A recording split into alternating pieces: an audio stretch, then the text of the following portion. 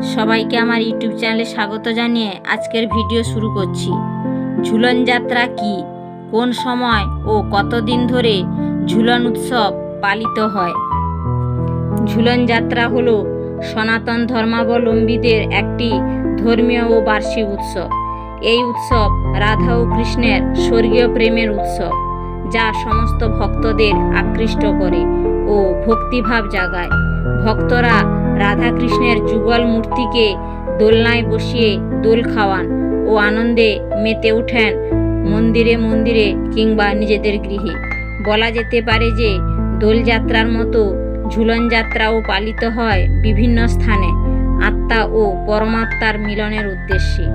শ্রদ্ধা ভক্তি সহকারে ভক্তরা ভজন কীর্তন, ধর্মীয় সঙ্গীত ও নৃত্য পরিবেশনের মাধ্যমে ঝুলন যাত্রায় মেতে ওঠেন।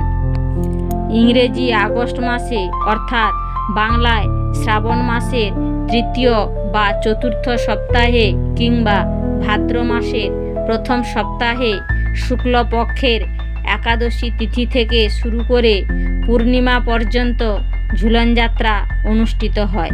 এভাবে বিভিন্ন জায়গায় 5 দিন ধরে ঝুলন উৎসব পালিত হয়।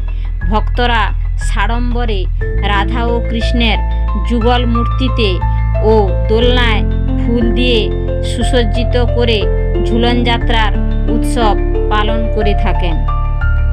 ভিডিওটি ভালো লাগলে একটি লাইক দিবেন, কমেন্টে জয় শ্রী কৃষ্ণ রাধে রাধে লিখবেন। সবাই রাধা কৃষ্ণের কৃপায় ভালো থাকুন ও সুস্থ থাকুন। নতুন বন্ধুরা সাবস্ক্রাইব করে পাশে থাকবেন।